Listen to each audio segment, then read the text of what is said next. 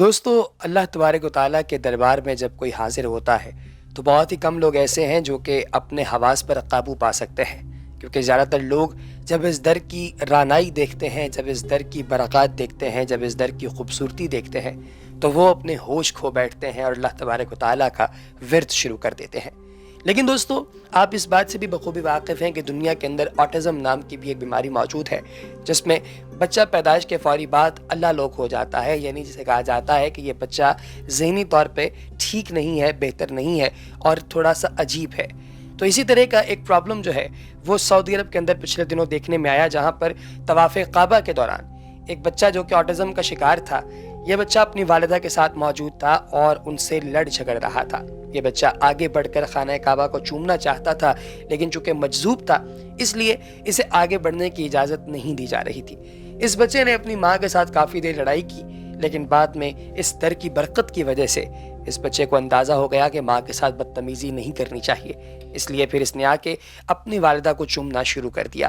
یہ کلپ ایسا عجیب و غریب کلپ تھا دوستو، جس نے پوری دنیا کے اندر منٹس کے اندر وائرل ہونے کی صلاحیت تھی، اور یہ وائرل ہو بھی گیا۔ ہر شخص جو کہ اس کلپ کو دیکھ رہا تھا اس کی مختلف آرا تھی، لیکن دوستو کعبۃ اللہ جب آپ پہنچتے ہیں تو وہاں پر واقعات ہی مختلف ہوتے ہیں۔ کعبۃ اللہ اللہ تبارک و تعالیٰ کا گھر، دنیا کا مقدس ترین مقام ہے۔ یہ اللہ کا گھر بہت سے عجائبات ربی کا گھر بھی ہے۔ بیان کیا جاتا ہے کہ خانہ کعبہ کو 10 مرتبہ تعمیر کیا گیا۔ تاریخی روایات میں سب سے پہلے فرشتوں نے ٹھیک المعمور کی سیدھ میں زمین پر خانہ کعبہ کو بنایا۔ بیت المعمور آسمان پر موجود فرشتوں کا کعبہ ہے۔ پھر حضرت آدم علیہ السلام نے اس کی تعمیر فرمائی۔ اس کے بعد حضرت آدم علیہ السلام کی تیسرے فرزند حضرت شیش نے خانہ کعبہ کی عمارت کو تعمیر کیا، لیکن کئی سال بعد کعبہ کی دیواریں طوفان نوح میں غائب ہو گئیں۔ آخر حضرت ابراہیم اور حضرت اسماعیل نے اللہ کے حکم سے اس مقدس گھر کو نئے سرے سے تعمیر کیا۔ ان حضرات کے بعد قوم عمالقہ کے ہاتھوں اس مقدس گھر کی تعمیر کی روایات ملتی ہیں۔ ان کے بعد قبیلہ جرم نے کعبے کی عمارت بنائی اور پھر قصی بن قلاب نے تعمیر کیا۔ اس کے بعد کعبے کو سیلاب سے بچانے کے لیے قریش نے اس کی تعمیر کی، جس میں آپ علیہ السلام خود بھی شامل ہوئے۔ اس کے 82 سال بعد صحابہ کرام رضوان اللہ تعالی علیہم اجمعین حضرت عبداللہ ابن زبیر کو تعمیر کعبہ کا شرف حاصل ہوا۔ اس کے بعد حجاج بن یوسف نے کعبہ شریف کو ڈھا دیا اور دوبارہ قریش کے نقشے کے مطابق کعبے کو تعمیر کیا، اور یہ آج بھی اس ہی شکل میں موجود ہے۔ ماضی میں کعبے کو سبز، سرخ اور سفید غلافوں سے بھی ڈھانپا جاتا تھا۔ عباسی خلیفہ کے دور میں غلاف کعبہ کو سیاہ رنگ میں بنایا گیا۔ کعبے کا طواف گھڑی کی الٹی سمت میں کیا جاتا ہے، اور سائنس نے بھی یہ بات ثابت کی ہے کہ اس طرح طواف کرنے سے فاصلہ جلدی طے ہو جاتا ہے، بلکہ اس طرح طواف کرنے سے انسانی صحت اور دل پر بھی اچھے اثرات مرتب ہوتے ہیں۔ خانہ کعبہ کا طواف پہلے پانی میں تیر کر بھی کیا جاتا تھا، کیونکہ سیلاب آنے کی وجہ سے اس کے ارد گرد پانی اکٹھا ہو جاتا تھا۔ یہاں صدیوں سے عجیب و غریب اور کمال قسم کے عمل ہیں وہ وقوع پذیر ہو رہے ہیں۔ وہ یہ کہ ایام حج میں مدینہ منورہ سے ایک خاص قسم کے کبوتروں کا غول خانہ کعبہ کا رخ کرتا ہے اور حج کا تمام وقت مسجد حرم میں ہی گزارتا ہے۔ حج مکمل ہونے کے بعد یہ کبوتر واپس مدینہ منورہ چلے جاتے ہیں۔ اللہ تعالیٰ نے زمزم کا بھی ایسا ہی کمال قسم کا سرکٹ بنایا ہے جسے دیکھ کر ایمان تازہ ہو جاتا ہے۔ دوستو یہ ایسا پانی ہے جس سے شفا حاصل ہوتی ہے، اور یہ معجزہ بھی ہے کہ اس پانی میں دنیا کے دوسرے پانیوں کی طرف کرنٹ پاس نہیں ہوتا۔ جی ہاں دوستو، یہاں سے کرنٹ پاس نہیں کرتا۔ اسی طریقے سے اللہ تبارک و تعالیٰ کی یہ قدرت ہے کہ ہم لوگ اگر خانہ کعبہ پر غور کریں تو ہمیں اس بات کا بھی اندازہ ہوتا ہے کہ خانہ کعبہ کے گرد و نواح میں جو بھی افراد موجود ہوتے ہیں وہ ایک خاص قسم کی انرجی کے اثر میں ہوتے ہیں۔ اب میں آپ کو ایک اور چیز بتاتا ہوں دوستو، جدید سائنسی تحقیق کے مطابق دنیا کو کسی بھی زاویے سے ناپا جائے اور اس کی پیمائش کسی بھی سمت سے کی جائے، خانہ کعبہ دنیا کے مرکز میں واقع ہے۔ اسی سبب چونکہ یہ دنیا کا مرکز ہے، لہٰذا یہاں کشش ثقل دنیا کے کسی بھی حصے میں سب سے زیادہ ہے۔ کشش ثقل کی شدت کے سبب خانہ کعبہ کے اوپر ایسے اثرات پیدا ہو جاتے ہیں کہ اس کے اوپر کوئی بھی چیز پرواز نہیں کر سکتی۔ اس طرح مقناطیس کے مرکز پر کشش ثقل کی زیادتی کے سبب کوئی بھی شے نہیں ٹھہر سکتی، اسی طرح خانہ کعبہ کے اوپر بھی کوئی چیز نہیں ٹھہر سکتی۔ خانہ کعبہ کی تعداد ایک نہیں بلکہ 2 ہے۔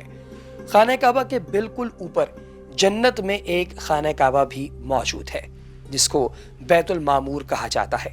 اس کا اشارہ قرآن پاک میں بھی موجود ہے اور نبی پاک صلی اللہ علیہ وآلہ وسلم نے بھی اس کی نشاندہی کی ہے۔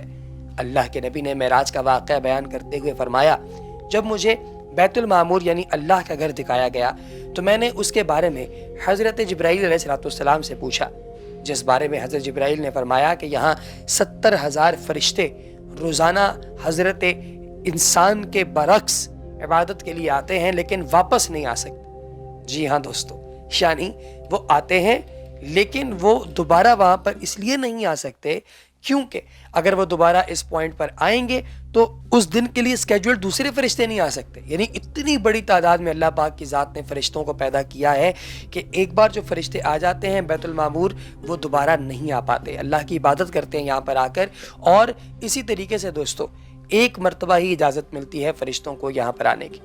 آب زمزم کے بارے میں دوستو کہا جاتا ہے کہ اس کے بے شمار عجائب، اس چشمے کا منبع کسی کو نہیں پتا ہے کہاں ہے، اس کے باوجود سینکڑوں سال سے یہ چشمہ جاری و ساری ہے۔ اس کے ساتھ ساتھ اس پانی کی کمال قسم کی خصوصیات جیسے میں نے آپ کے ساتھ شیئر کی گئی، اس میں سے کرنٹ نہیں گزرتا، اسی طرح سے بے شمار تجربات اس پانی کے اوپر کیے گئے اور ہر تجربے میں ایک نئی چیز ہی پتہ چلتی ہے اور اندازہ ہوتا ہے کہ یہ خانہ کعبہ کی کس قدر برکتیں اور سعادتیں۔ پیارے دوستو، اگر آپ خانہ کعبہ نہیں گئے اور اس کے بارے میں جاننا چاہتے ہیں تو چلیے آپ کو تھوڑا سا کعبہ شریف کے بارے میں بھی بتاتے ہیں کہ کعبہ شریف جو ہے اس کی ڈیٹیلز کیا ہیں۔ تو پیارے دوستو، خانہ کعبہ بنیادی طور پہ مسجد حرام کے وسط میں واقع ایک عمارت ہے جو مسلمانوں کا قبلہ ہے، جس کی طرف رخ کر کے وہ عبادت کیا کرتے ہیں۔ یہ دین اسلام کا مقدس ترین مقام ہے۔ صاحب حیثیت مسلمانوں پر زندگی میں ایک مرتبہ بیت اللہ کا حج کرنا فرض ہے۔